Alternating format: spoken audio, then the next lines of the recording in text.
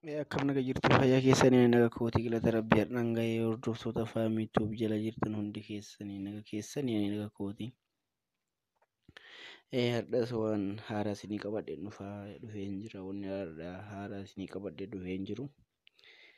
Waatsaappii keessan tokko osoo isin bira hin jirre karaa kamiin yookaan ijoolleen shamaraa yeroo baay'ee ijoolleen shamaraa biyya alaa jirtanii hojiirra jiraachuu dandeessanii warrummaan dhiiraa yoo ta'e warri biyya jirtanii jiraachuu dandeessanii onlaayin jirtanii namni yoo haa isiniin jedhe yookaan akkam nagaa isiniin jedhe bakka yoo namni isin dubbise haala kamiin deebisuu dandeessan haala kamiin isin nu deebisaa aappii jedhu haaraa qabadhee dhufeen jira. Aappiinis aappii haaraa qabadhee dhufe akkamiin fakkeenyaaf namni tokko akkam nagaa isiniin jedhee jira yeroo saniin deebisuu hin dandeessanii. Fakkeenyaaf hojiirra jiraachuu dandeessanii bootaa biraa jiraachuu dandeessanii kanaaf yoo akkas namni sun akkas haay nuun jedhe haala kamiin itti fayyadamnee akka aappiin sun nu deebisu godhuu dandeenya. Haaluma salphaan isa guuttatanii jennaan namni naga isin gaafate jennaan naga keessan san hamma isin fakkeenyaaf ani haa yoo namni haa naan jedhe osoo ani harka kootiin hin barreessin akka nu deebisu akkamiin dandeenyaadha. Qajeelumaan garas isin dabarsu fakkeenyaaf pilee stoorii seentu achitti auto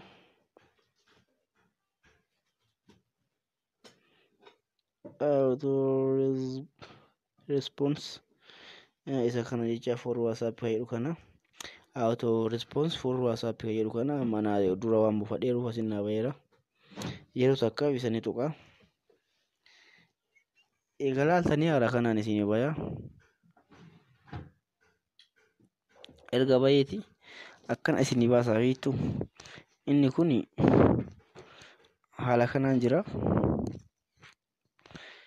Aappota kana keessaa isa jalqabarra jiru kana isa kana yeroo takka wanni tuqaastu anama install waan godhee jiruufi isa kana description jalatti isinii kaaya isa kana ni buufattu eega open gootanii erga sanii inni kun kan fakkeenyaaf guuteeru yoo namni receive hunda seenti jedhami isa as bira argitan kanatti kan guuteeru jecha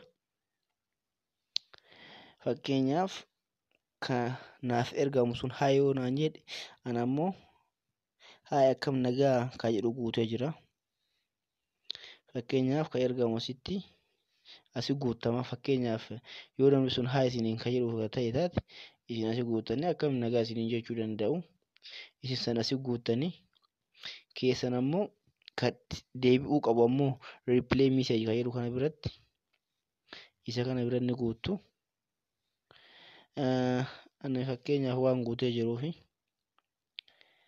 guunnee illee ilaaluu dandeenya rakkoon qabu. Fakkeenyaaf maa baddaree jedhee guutee jira as biratti maa baddee kan jedhu kanarratti fayyaa kooti akkamati isa jedhu inni yoo namni sun maa baddee yoo isiniin jedhe isin ammoo ka aappiin keessan kun isin deebisu fayyaa kooti akkamati kan jedhu deebisuu danda'a jechaadha. Shimee amma anaaf isin haa goonnu isa jalqabaa kanarratti biroo jedhee haa barreessume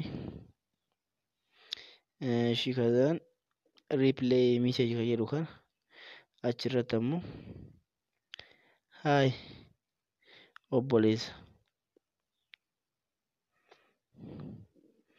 obboleessaa jennuuni okay jettaniini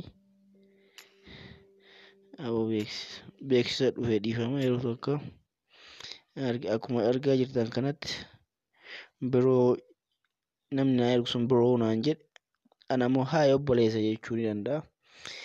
Hin dalagamu hin dalagu fakkeenyaaf yoo sun achii badde hin dalagu isin tun aktiif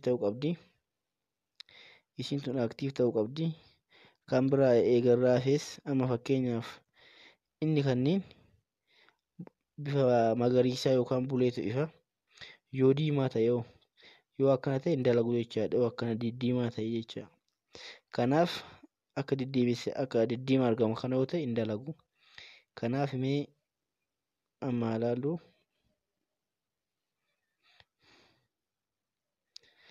fakkeenyaaf garuma WhatsApp adeemnu.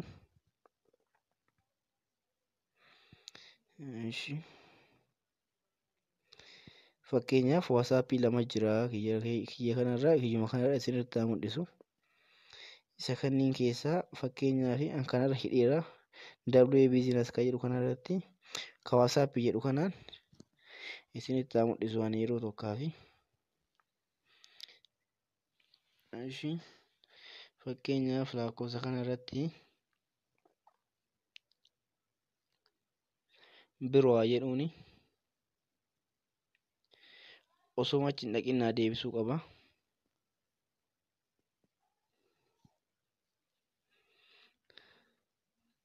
Argaa jirtanii osoo gara biraan dhaqin naaf deebisee jira. Haaya obboleessa naan jedhee argitanii duratti akka jenneen guunne fakkeenyaaf ishii maa badde jedhee haa barreessume.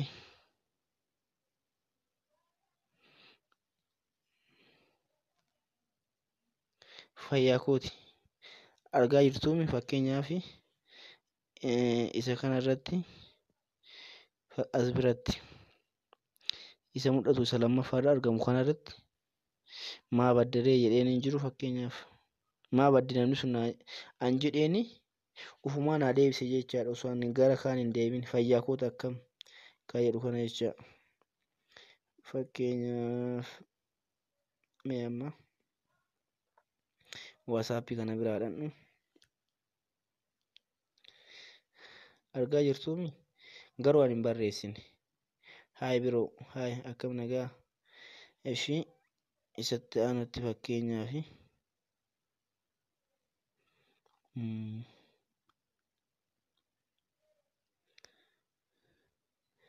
aappii kana akkuma argaa jirtanii kun kiyyaas bira jira.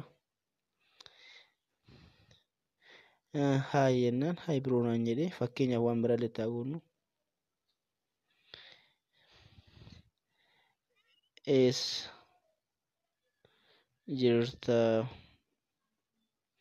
eessa jirtaa jedhuuni kan deebisuufi qabu asuman jira.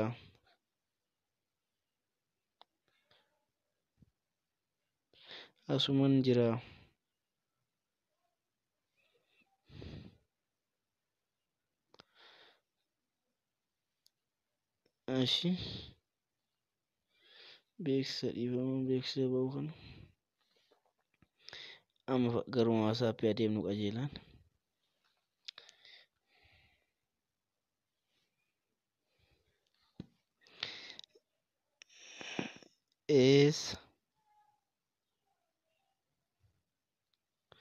Eessa jirtaa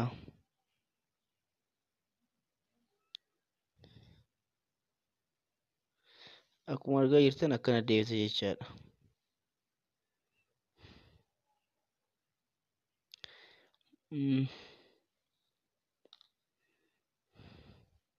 Fakkeenyaaf achi barreessan san dogongoruu hin qabdanii eessa jirtaa asuman jira naan jedhee na deebisee jira. Barnoonni koo kaardhaan kana fakkaata obboleewwan teenya. Gaafii fi yaada qabaatanii koomentii jala na gaafachuu dandeessu, yaada naaf kennuu dandeessu. Kanaaf yoo gaafii qabaattan naaf barreessaa. Ta'a waan irraa fi subscribe, share, like naaf godha. Ijoollee Oromoo like hin dagatinaa subscribe.